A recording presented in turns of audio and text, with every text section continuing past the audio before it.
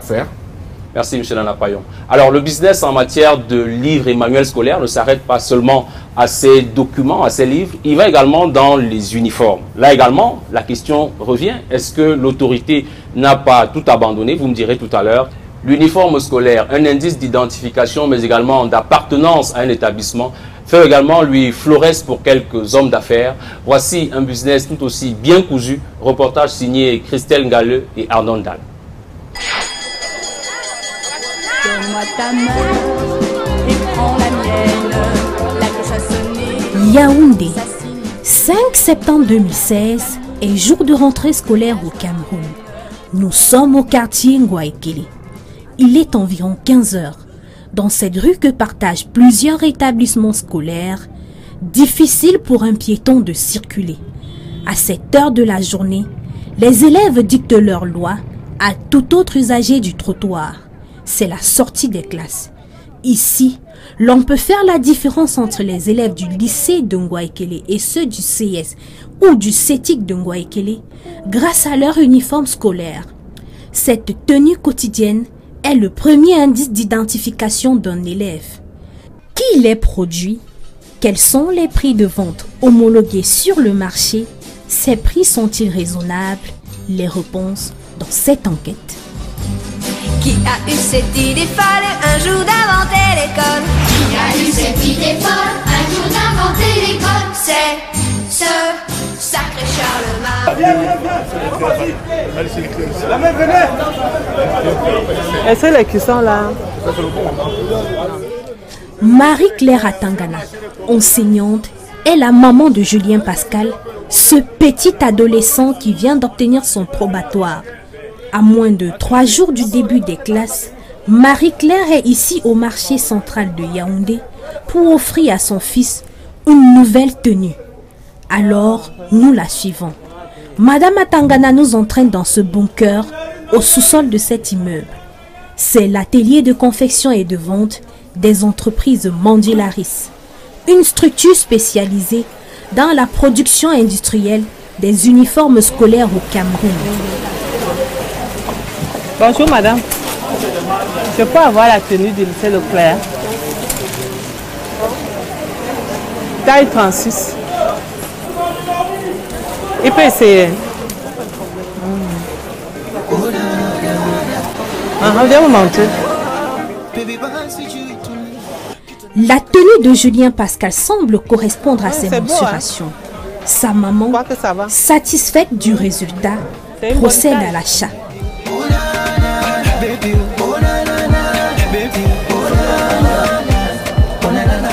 Pour moi, Mandelaris, c'est une confession qui a fait ses preuves. Parce que moi-même jeune, je me suis approvisionnée ici. Et généralement, il n'y a pas de problème de couture. La couture est bien faite. Et puis, bon, les autres, moi, je ne leur fais pas confiance. Ici, les salaires des employés se situent entre 60 et plus de 300 000 francs CFA, avec une masse salariale mensuelle de près de 4 millions. 800 uniformes scolaires produits par jour, une réalisation de 60 employés. Voilà en quelques chiffres la réalisation de l'entreprise Mandilaris, leader dans la production des uniformes scolaires au Cameroun. Autour de moi, ces hommes et femmes qui se réveillent tous les matins, ils sont à pied d'œuvre pour la réalisation de cet exploit. Dieudonné Pekoko, chef d'atelier, est l'un des artisans de ce succès. Il travaille ici depuis 30 ans. Son activité quotidienne consiste à faire la coupe et la répartition des tâches. Il nous informe hors caméra que le succès de l'entreprise repose aussi sur la pratique des prix homologués par le ministère du Commerce. Il s'agit de 2500 pour les enfants de la maternelle. Au primaire, 4850 pour les garçons de 6 à 8 ans et 5500 pour ceux de 8 à 12 ans. Quant aux filles, 3850 pour celles de 6 à 8 ans et 4500 pour celles de 8 à 12 ans.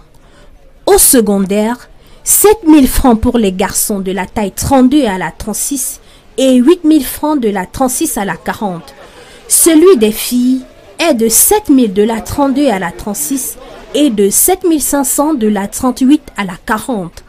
Pour savoir quelles sont celles pratiquées dans les marchés, nous faisons une escale au marché Mokolo. Ici, difficile d'obtenir la moindre information. Alors, nous décidons de faire un tour près des établissements scolaires. Direction lycée d'Anguissa. Autour du lycée, les ateliers de couture ont transformé leur business en opération spéciale uniforme scolaire. Ici, la concurrence est rude. Nadège Tchepenia, couturière, est propriétaire de cet atelier près de l'école. Son business souffre de la rivalité. Installé ici à Anguissa, à proximité du lycée, c'est vraiment difficile parce que les gens sortent d'ailleurs. Ils viennent installer en face du lycée. Comme peut-être moi je suis un peu éloigné du lycée. Ceux qui viennent s'installer en face, ils vendent les tenues vraiment à vif prix.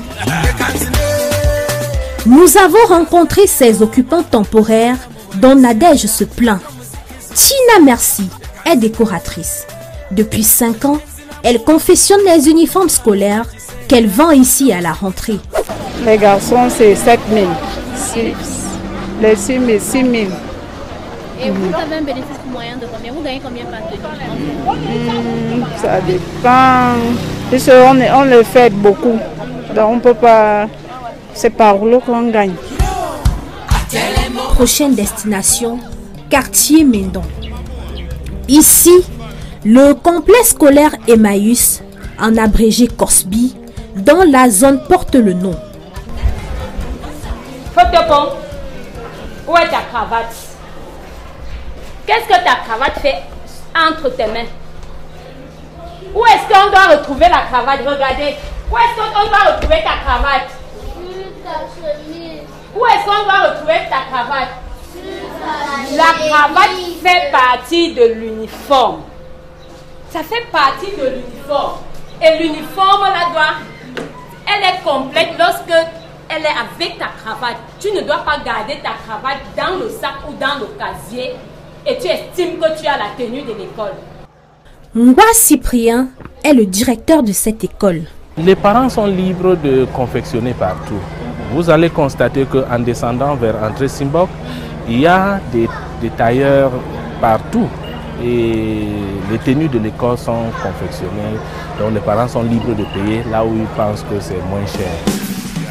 Au Cosby, pas question de passer outre les instructions du ministre du Commerce. L'interdiction de vente des tenues au sein de l'établissement est respectée. Toutefois, les parents sont orientés vers une librairie située à moins de 200 mètres de l'école.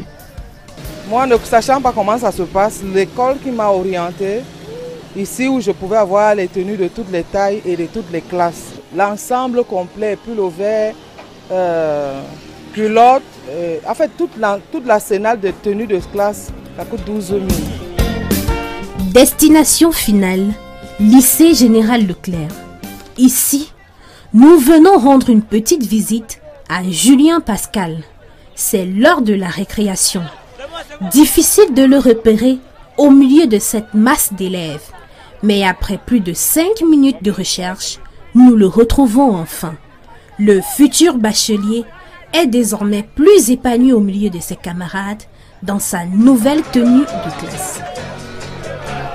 Vous les copains, je ne vous oublierai jamais. Et nous